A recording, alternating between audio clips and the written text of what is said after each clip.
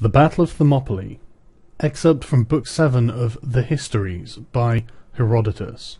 From Thessaly and Achaia, Xerxes went on into Malis, following the coast of a bay in which there is a daily rise and fall of the tide. The country around this bay is flat, broad in one part, very narrow in another. All round is a chain of lofty and trackless mountains, called the Cliffs of Trachis, which enclose the whole territory of Malis. As one comes from Achaia, the first town on the bay is Antisera, near to which is the mouth of the Spercheius, a river which comes down from the country of the Enianes. Some 3.5 miles further on there is another river, the Diras, which, according to legend, burst from the ground to help Heracles when he was burning. Then, at about the same distance, is a third stream, the Milas, and rather more than half a mile beyond that is the town of Trachis. At Trachis, the space between the hills and the sea is more extensive than anywhere else, the area of the plain being over 5,000 acres. South of Trachis there is a cleft in the ring of hills. Through it the river Asopus issues, and comes down to the foot of the hills. Further south, another small stream, the Phoenix, runs down from the hills and joins the Asopus. It is at the Phoenix that the plain is narrowest, there being room here for only a single cart track. From the Phoenix to Thermopylae is about 2 miles, and between them lies the village of Anthela, which the Asopus passes just before it reaches the sea. Round Anthela the ground is more open. There is a temple there dedicated to Demeter of the Amphictyons, as well as seats for the deputies of the Amphictyonic League, and a shrine of Amphictyon himself. The position, then, was that Xerxes was lying with his force at Trachis in Malian territory, while the Greeks occupied the pass known locally as Pylae, though Thermopylae is the common Greek name. Such were the respective positions of the two armies, one being in control of all the country from Trachis northwards, the other the whole mainland to the south. The Greek force which here awaited the coming of Xerxes was made up of the following contingents: 300 hoplites from Sparta, 500 from Tegea, 500 from Mantinea, 120 from Orchomenus in Arcadia, 1,000 from the rest of Arcadia. From Corinth there were 400, from Phlius there were 200, and from Mycenae there were 80. In addition to these troops from the Peloponnese, there were the Boeotian contingents of 700 from Thespiae, 400 from Thebes. The Locrians of Opus and the Phocians had also obeyed the call to arms, the former sending all the men they had, the latter 1,000. The other Greeks had indicated these two towns to send troops by a message to the effect that they themselves were merely an advance force, and that the main body of the allies was daily expected. The sea, moreover, was strongly held by the fleet of Athens and Aegina, and other naval forces. Thus there was no cause for alarm, for, after all, it was not a god who threatened Greece, but a man, and neither was, nor ever would be, a man who was not born with a good chance of misfortune. And the greater the man, the greater the misfortune. The present enemy was no exception. He too was human, and was sure to be disappointed of his great expectations. The appeal succeeded, and Opus and Phocus sent their troops to Trachis. The contingents of the various states were under their own officers, but the most respected was Leonidas the Spartan, who was in command of the whole army. Leonidas traced his descent directly back to Heracles, through Anaxandrides and Leon, his father and grandfather, Eurycratides, Anaxander, Eurycrates, Polydorus, Alcamenes, Telecles, Archelaus, Agesilaus, Dorissus, Leobotus, Echistratus, Agis, Eurysthenes, Aristodemus, Aristomachus, Cleodaeus, and so to Hyllus, who was Heracles' son. He had come to be king of Sparta quite unexpectedly, for, as he had 2 elder brothers, Cleomenes and Doriaeus, he had no thought of himself succeeding to the throne. Doriaeus, however, was killed in Sicily, and when Cleomenes also died without an heir, Leonidas found himself next in succession. He was older than Cleombrotus, Anaxandrides' youngest son, and was, moreover, married to Cleomenes' daughter. The 300 men whom he brought on this occasion to Thermopylae were chosen by himself, all fathers of living sons. He also took with him the Thebans I mentioned, under the command of Leontides, the son of Eurymachus. The reason why he made a special point of taking the troops from Thebes, and from Thebes only, was that the Thebans were strongly suspected of Persian sympathies, so he called upon them to play their part in the war in order to see if they would answer the call, or openly refuse to join the confederacy. They did send troops, but their sympathy was nevertheless with the enemy. Leonidas and his 300 were sent by Sparta in advance of the main army, in order that the sight of them might encourage the other confederates to fight and prevent them from going over to the enemy, as they were quite capable of doing if they knew that Sparta was hanging back. The intention was, when the Carneia was over, for it was that festival which prevented the Spartans from taking the field in the ordinary way, to leave a garrison in the city and march with all the troops at their disposal. The other allied states proposed to act similarly, for the Olympic festival happened to fall just at this same period.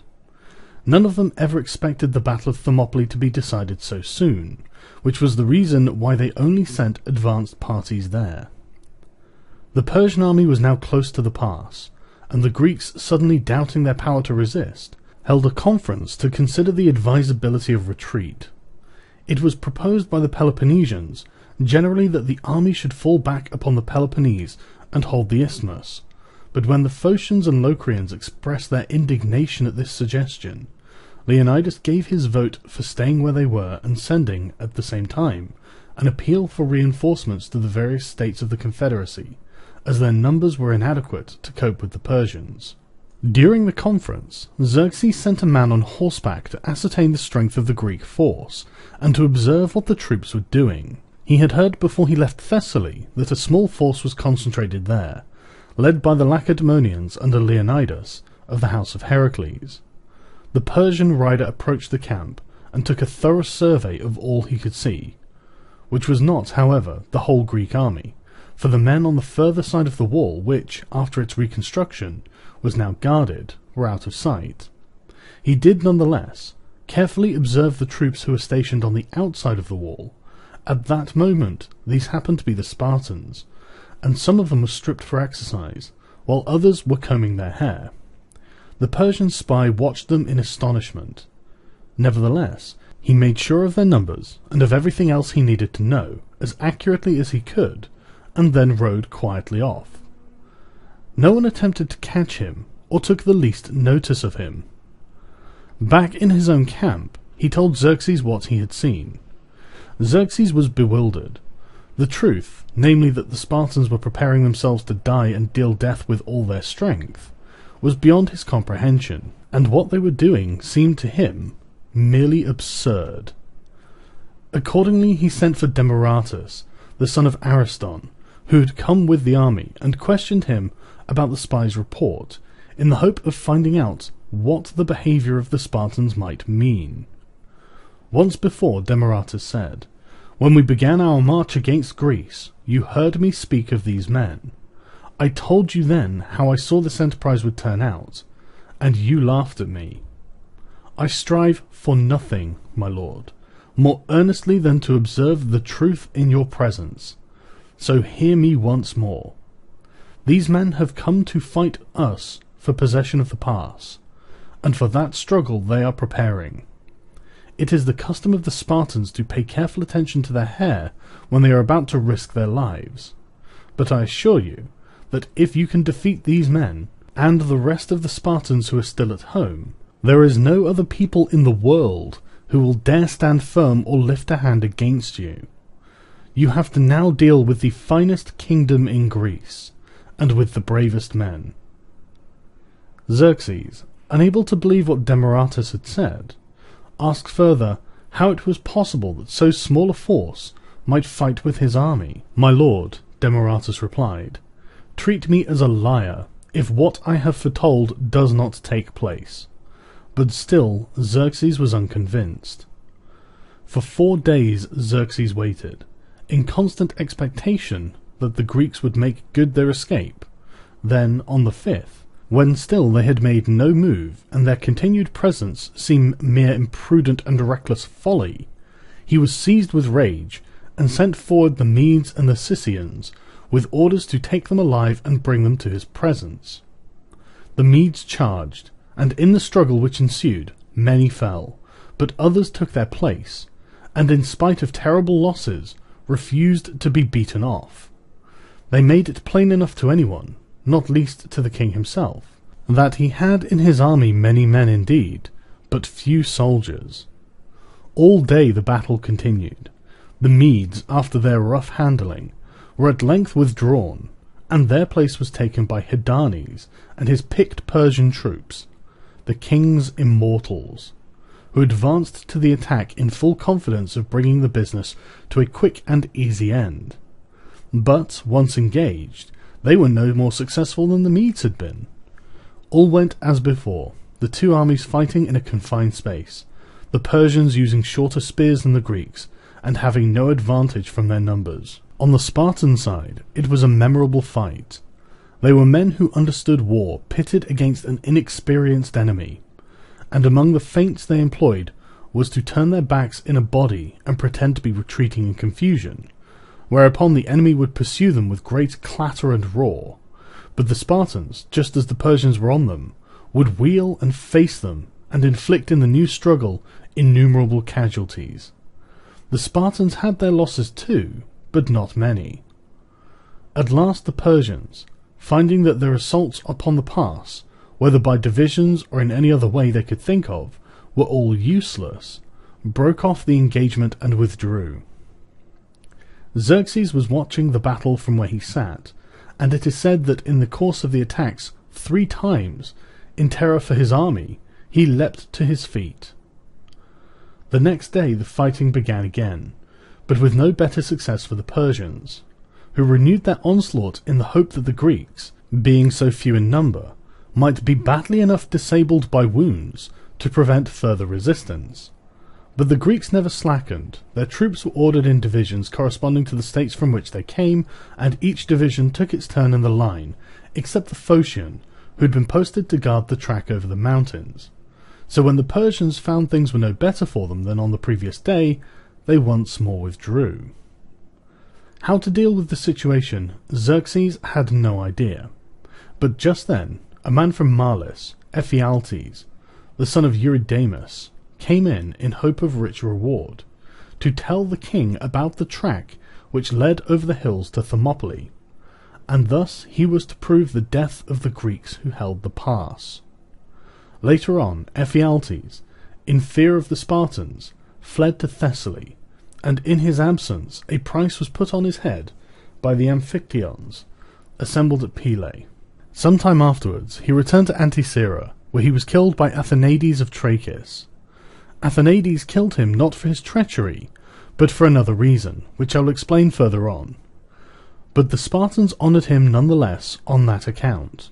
According to another story, it was Aenetes, the son of Phanagoras of Charistus, and Corydalus of Anticyra, who spoke to Xerxes and showed the Persians the way round by the mountain track. This is entirely unconvincing, my first criterion being the fact that the Amphictyons, presumably after careful inquiry, set a price not upon Aenetes and Corydalus, but upon Ephialtes of Trachis, and my second, that there is no doubt that the accusation of treachery was the reason for Ephialtes' flight. Certainly, Aenetes, even though he was not a native of Malis, might have known about the track, if he had spent much time in the neighbourhood, but it was Ephialtes and no one else who showed the Persians the way, and I put his name on record as the guilty one. Xerxes found Ephialtes' offer most satisfactory. He was delighted with it, and promptly sent off Hydarnes with the other troops under his command. They left camp about the time the lamps are lit. The track was originally discovered by the Malians of the neighbourhood. They afterward used it to help the Thessalians, taking them over it to attack Phocis at the time when the Phocians were protected from invasion by the wall which they had built across the pass. So long, then, have its sinister uses been known to the Malians. The track begins at the Esopus, the stream which flows through the narrow gorge, and running along the ridge of the mountains, which, like the track itself, is called Anopia, ends at Alpenos, the first Locrian settlement, as one comes from Marlis, near the rock known as the Black Buttock's Stone, and the seat of Chersiops. Just here is the narrowest part of the pass. This, then, was the mountain track which the Persians took, after crossing the Esopus. They marched throughout the night, with the mountains of Otia on their right hand and those of Tracheus on their left. By early dawn they were at the summit of the ridge, near the spot where the Phocians, as I mentioned before, stood on guard with 1,000 men, to watch the track and protect their country. The Phocians had volunteered for this service to Leonidas, the lower road being held as already described. The ascent of the Persians had been concealed by the oak woods which cover all of these hills, and it was only when they were up that the Phocians became aware of their approach, for there was no wind, and the marching feet made a loud swishing and rustling in the falling leaves. Leaping to their feet, the Phocians were in the act of arming themselves when the enemy was upon them. The Persians were surprised at the sight of troops preparing to resist. They had expected no opposition, yet here was a body of men barring their way. Hydarnes asked Ephialtes who they were, for his first fearful thought was that they might be Spartans, but on learning the truth he prepared to engage them. The Persian arrows flew thick and fast, and the Phocians, supposing themselves to be the main object of the attack, hurriedly withdrew to the highest point of the mountain, where they made ready to face destruction. But the Persians, with Ephialtes and Hydarnes, paid no further attention to them, but passed on along the descending track with all possible speed. The Greeks at Thermopylae had their first warning of the death that was coming with the dawn, from the seer Megistias, who had read their doom in the victims of sacrifice. Deserters, too, came in during the night with news of the Persian flank movement, and lastly, just as day was breaking, the lookouts' men came running from the hills.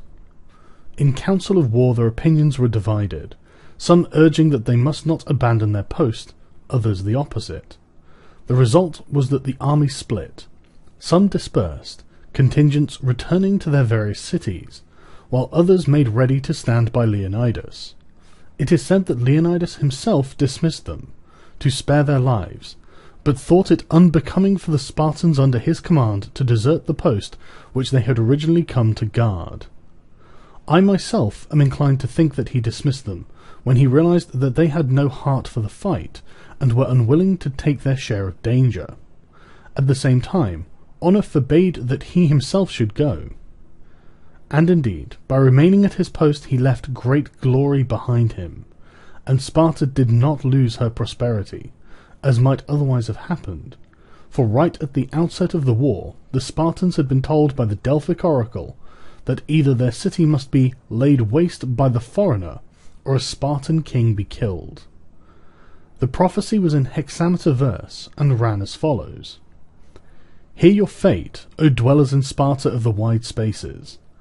Either your famed great town must be sacked by Perseus' sons, or if that be not, the whole land of Lacedaemon shall mourn the death of a king of the house of Heracles.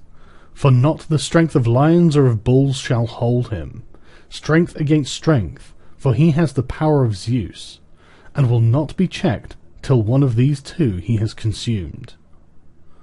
I believe it was thought of this oracle, combined with his wish to lay up for the Spartans a treasure of fame in which no other city would share, that made Leonidas dismiss the troops. I do not think that they deserted or went off without orders, because of a difference of opinion. Moreover, I am strongly supported in this view by the case of the seer Megistias, who was with the army, an Acarnanian, who was said to be of the clan Melampus, who foretold the coming doom from his inspection of the sacrificial victims. He quite plainly received orders from Leonidas to quit Thermopylae, to save him from sharing in the army's fate.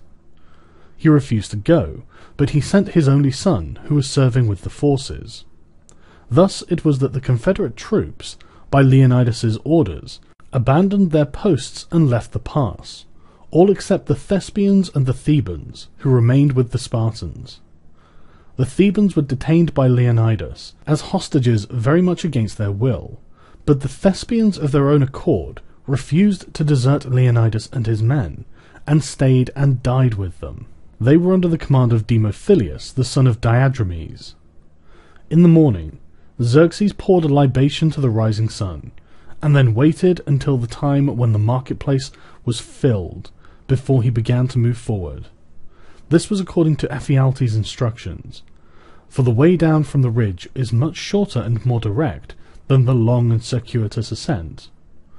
As the Persian army advanced to the assault, the Greeks under Leonidas, knowing that they were going to their deaths, went out into the wider part of the pass, much further than they had done before.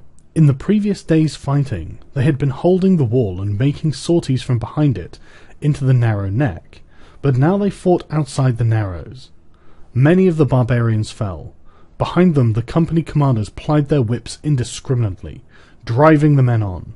Many fell into the sea and were drowned, and still more were trampled to death by one another. No one could count the number of the dead.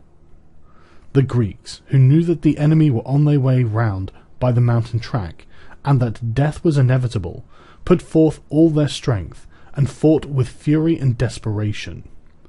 By this time, most of their spears were broken, and they were killing Persians with their swords. In the course of that fight, Leonidas fell, having fought most gallantly, and many distinguished Spartans with him. Their names I have learned as those of men who deserve to be remembered. Indeed, I have learned the names of all the 300. Amongst the Persian dead, too, were many men of high distinction, including 2 brothers of Xerxes, Habrocomes and Hyperthanes, sons of Darius by Atanes' daughter Phratagune. Artanes, the son of Histopes, and the grandson of Arsames, was Darius's brother. As Phratagune was his only child, his giving her to Darius was equivalent to giving him his entire estate. There was a bitter struggle over the body of Leonidas. 4 times the Greeks drove the enemy off, and at last by their valour rescued it. So it went on until the troops with Ephialtes were close at hand, and then, when the Greeks knew that they had come, the character of the fighting changed. They withdrew again into the narrow neck of the pass behind the wall, and took up a position in a single compact body, all except the Thebans, on the little hill at the entrance to the pass, where the stone lion in memory of Leonidas stands today. Here they resisted to the last, with their swords if they had them, and if not with their hands and teeth, until the Persians, coming on from the front over the ruins of the wall and closing in from behind, finally overwhelmed them with missile weapons. Of all the Spartans and Thespians who fought so valiantly, the most signal proof of courage was given by the Spartan Dionychus. It is said that before the battle, he was told by a native of Trachis that when the Persians shot their arrows, there were so many of them that they hid the sun. Dionychus, however, quite unmoved by the thought of the strength of the Persian army, merely remarked, "This is pleasant news that the stranger from Trachis brings us. If the Persians hide the sun, we shall have our battle in the shade." He is said to have left on record other sayings too of a similar kind, by which he will be remembered. After Dionychus, the greatest distinction was won by 2 Spartan brothers, Alpheus and Maron, the sons of Orsiphantus, and of the Thespians, the man to gain the highest glory was a certain Dithyrambus, the son of Harmatiades. The dead were buried where they fell, and with them the men who had been killed before those dismissed by Leonidas left the pass. Over them is this inscription, in honour of the whole force: 4,000 here from Pelops' land, against 3,000,000 once did stand. The Spartans have a special epitaph. It runs, "Go tell the Spartans, you who read, we took their orders, and here lie dead." For the seer Megistias there is the following: "Here lies Megistias, who died when the Mede passed Spercheius' tide. A prophet, yet he scorned to save himself, but shared the Spartan's grave." The columns with the epitaphs inscribed upon them were erected in honour of the dead by the Amphictyons. though the epitaph upon the seer Megistias was the work of Simonides, the son of Leoprepes, who put it there for friendship's sake.